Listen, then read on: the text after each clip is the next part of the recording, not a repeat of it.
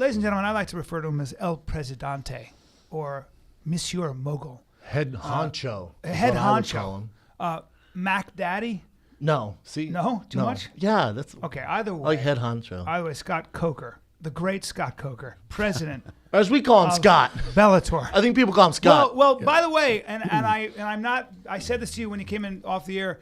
I have never heard anything but good things about you. But people forget, Scott built Strikeforce from. Remember, the UFC isn't the first ones to do this. Right. Scott built Strikeforce basically from nothing, partnered with Showtime and CBS. Is that right? Yeah, we had shows on CBS. We brought Fedor to fight Brett Rogers. Think about it. So, and Strikeforce, it blew up, man. And in 4 years, 5 years? Yeah, it was like 3 years. You're talking about some of the greatest fights ever. Yeah. Oh yeah, when the UFC bought Strikeforce, I remember going, they were wearing the T-shirts. I was like, no, we need the competition. But your time in Strikeforce, would you say those were kind of not the glory days, because obviously you're doing big things in Bellator, but I'll tell you what, man, I remember everyone tuned into those fights. You know what? It was a special moment in time, and it was the end of Pro Elite era.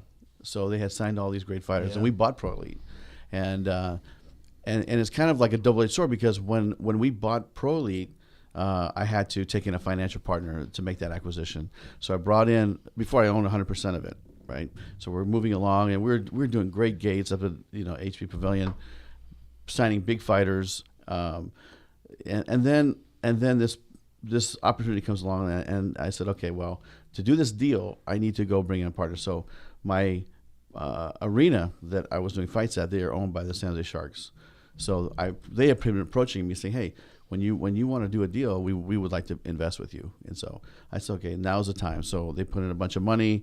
They got a percentage of the company. It's actually an equal percentage, right? So we bought Pro Elite. We got Gina Carano, and we got Nick Diaz. We got Misha. Jake Shields. Misha was somebody we found in a tournament. Yeah. We had a tournament, but anyway, so we got about 10 top talented athletes, world class athletes, and then we integrated them with our roster, which was Kong and Frank and Josh Thompson, Gilbert Melendez, and then we started taking off. And so that was the double-edged sword, because with that deal, we got the CBS contract and the Showtime contract, because that's what they had delivered, or they had already acquired those. So we had instantly a Showtime deal. We went from doing 4 fights a year to doing 16 fights a year. Had to ramp up. It was a great time of growth for the company. And then that was in 2009, 2008. Then 2010, the UFC knocks on the door and say, we'd like to acquire Strikeforce. So how do you organize your brand? Because no one else can do it. Yeah, Let's be honest. No one else can do it. I tell you, it's for 30 years or 31 years, this is pretty much what I focused on. And when I think about the female fighting, we were promoting female fights back in the 80s with female kickboxing, and it was some of the best fights. These girls could really fight. It wasn't just like we had girls fighting to fight, like some exploitation. These are real skilled martial arts females. Look at Lucia Riker. Yeah. Look at I forgot her name. But did you make $7 off those fights, especially in the 80s? You know what? Hey, listen, I did $7 okay. is such an insulting amount. I did okay. I did okay. It wasn't bad. Did you make $7? No, but it's like with kickboxing compared to MMA, you just add a zero. If you lose, you lose, add a zero. If you gain, you add a zero. That was really the game. Yeah. But I grew up in a martial arts school with women training all around me. So to me, when we had kickboxing fights, and these are some of the best fighters in the world, and they came from all over the planet to come fight in the Bay Area. We filmed it all for ESPN. So having females fight was like this is no-brainer. This is Not a martial big arts, deal. man. It's like this is reality, right? And so they should be competing if they want to compete. And with a guy like Rory, I was telling your boys when they came in, we were talking a little bit about Rory. I know Rory very well. We've trained together. We've been out on the town together.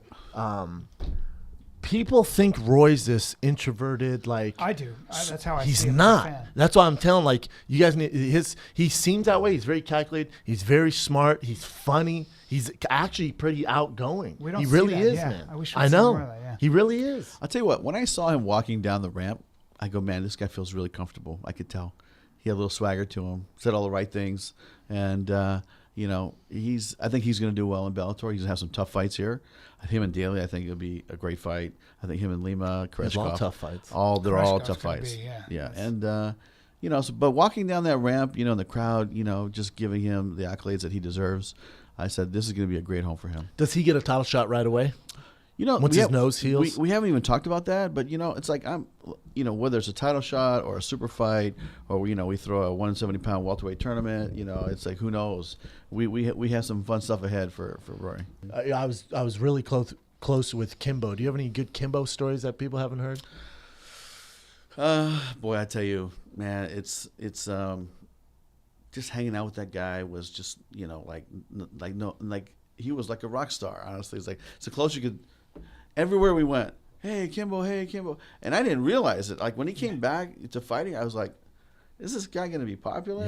Yeah. Or, I didn't know. And so we were in St. Louis, and man, he just got mobbed everywhere he went. It can remind me of like Bob Sapp in Japan. He was getting mobbed. I think the thing that always bothered me about Kimbo, I talked to his son about this a little bit, is no one ever really told his story. Like, you talk about just hanging out with Kimbo. He was like the nicest, most down-to-earth, humble guy. You want to talk about judging a book by a cover, you just can't. Yeah. Like, he was just a family guy, was feeding his family. He said, hey, she's the boss. Talking to his wife. She's the boss. Mother of 6. Yeah, she's the boss, and he kept saying, I'll go do my thing, but she's the boss, and a lot of people don't realize he went to University of Miami, right? He was a football player, and then the hurricane. The hurricane hit, kind of changed his life, but smart guy, very smart guy. But when it came time to do his thing, he did his thing. I mean, he was like this, just kind of, was he the greatest fighter? We all know the answer to that. But really, it's like everybody gravitated towards him. I think he transcended fighting. Yeah, I think that he was pop culture. And not only that, he also was somebody who you pointed to of what was possible. Mm-hmm. He came from not such good circumstances, and here's this guy who literally fought his way out of the ghetto. From backyards in Dade County, Miami. And think about it, he was the first. Really, I mean, YouTube should be paying his family royalties 100%. because he should have got stock in that company. For real, because remember, YouTube at the time wasn't anything. Right. And then they started uploading these Kimbo Slides videos. I remember my mom, my aunts would like, look at this is nuts. My name is Kate Lucero, G Moody on the beat. Not many men can withstand my punch. Obviously for sure. Got a set of hair on them, black belts and chicken heads. I think you'd be surprised. Abbott Kenny Fight Club, kids got a piece on them. Couple 1-2 cutie pies. I still got it, baby. Now lift your shields for the fight. And the kids, you with the fight. And the kids, I'm on the fight. And the kids, you with the fight. And the kids, I'm on the fighter and the kid with Brendan Chop and Brian Callen. Shark eyes, dolphin smile, and Kate right beside him. Yep. Try and challenge the team, then you'll catch a mean uppercut from Evan, the body, the bear, the otter, the cub. But if you want to join the team and you have questions, tweet at Fighter and the kid to read the at mentions. We'll talk about fights, discuss current events. When Callen is dropping knowledge, better learn what he said. Now I've covered the basics, let me get on my case. I'm like Tim Kennedy creeping on a USADA H. I'll say it, I love Rappaport and the Fighter, and I'm a rapper they'd rather have on than Tiger. Shots fired. I'm on something that's spit. T-Fat K3 beats the shit. Netflix is tripping. That high-pitched laugh didn't work. Brennan predicted he would win in the end by decision. I'm pumped for the trilogy. Fuck Trump versus Hillary. Will Sasso's an asshole. I know Callen's feeling it.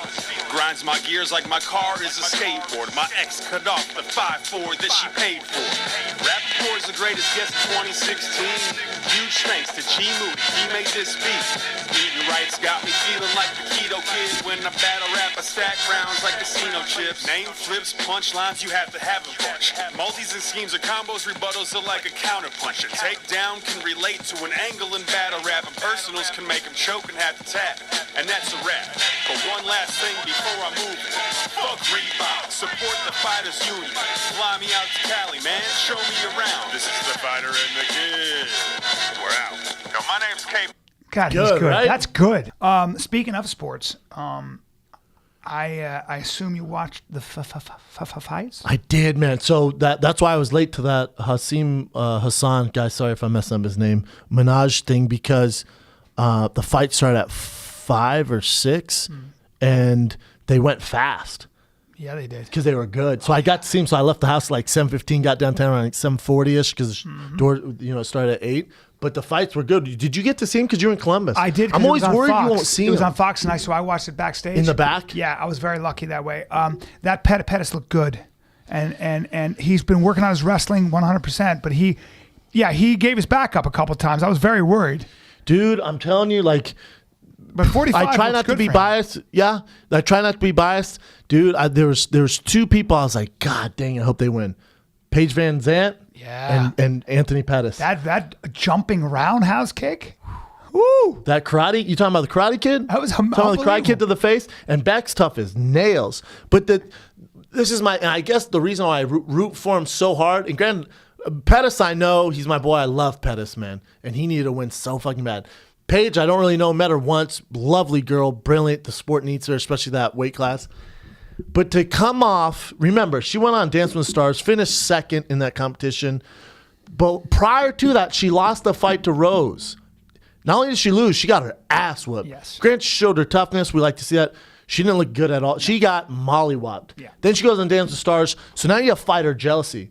You can see people going, why is she ranked? She shouldn't even be there. I don't get how she's a celebrity. Whoa. I get it. You wish you were her. It's a big issue because she didn't perform. She came off a loss.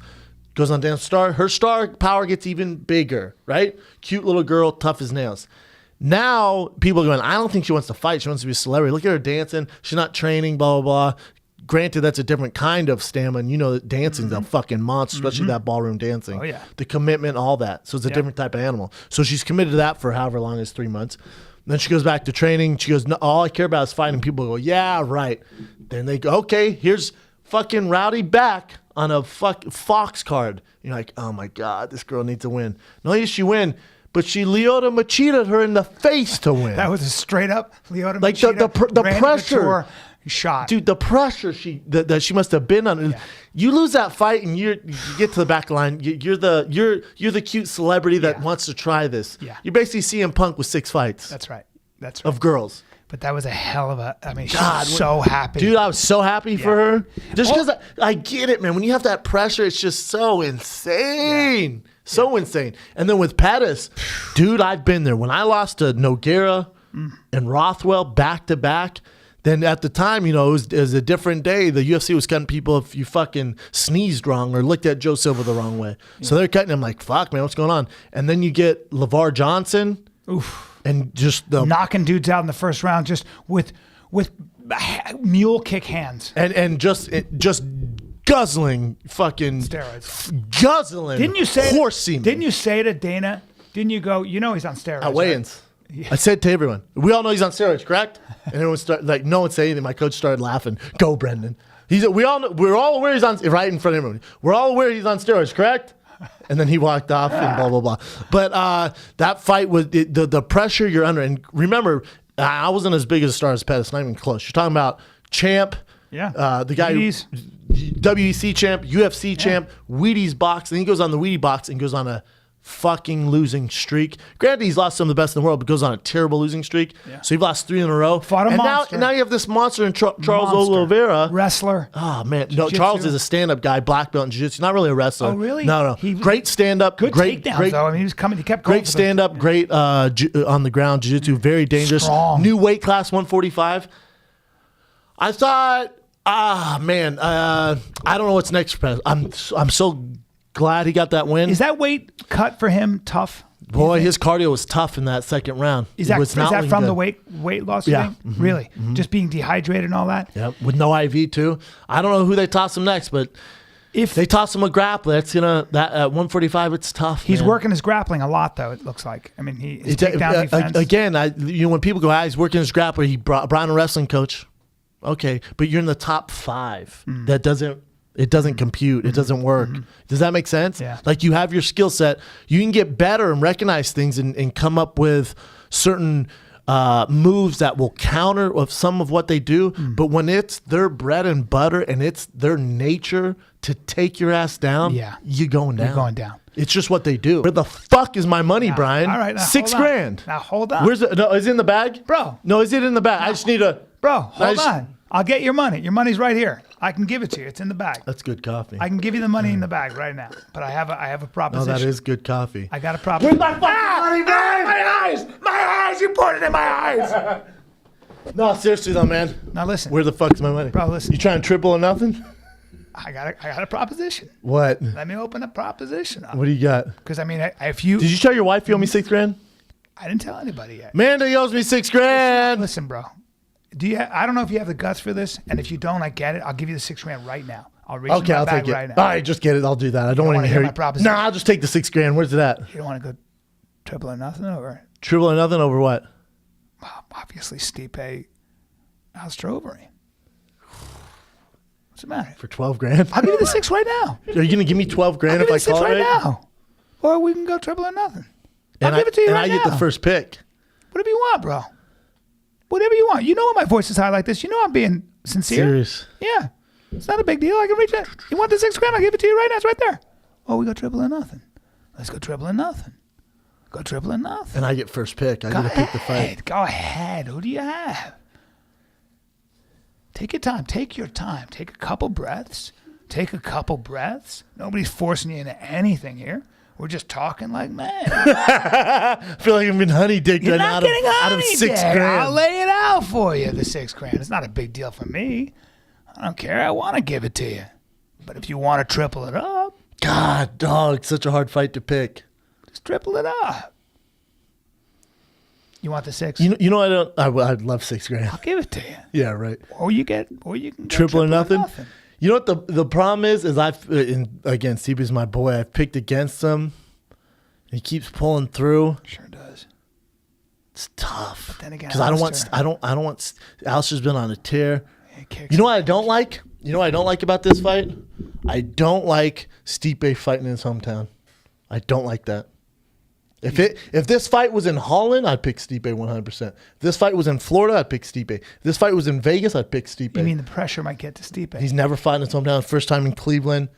Do you want to pick? He's gone to Brazil. Do you want to pick Alistair? No. I hadn't pick him. Oh, it's just man. I know it's tough. Hey, I did do some research. Hey, nothing's easy, man. Nothing's easy. You just don't want to get. You just want to get at this. There's nothing that's easy about Are you it. talking like that? Look in my eyes. Go triple or nothing. Take Alistair.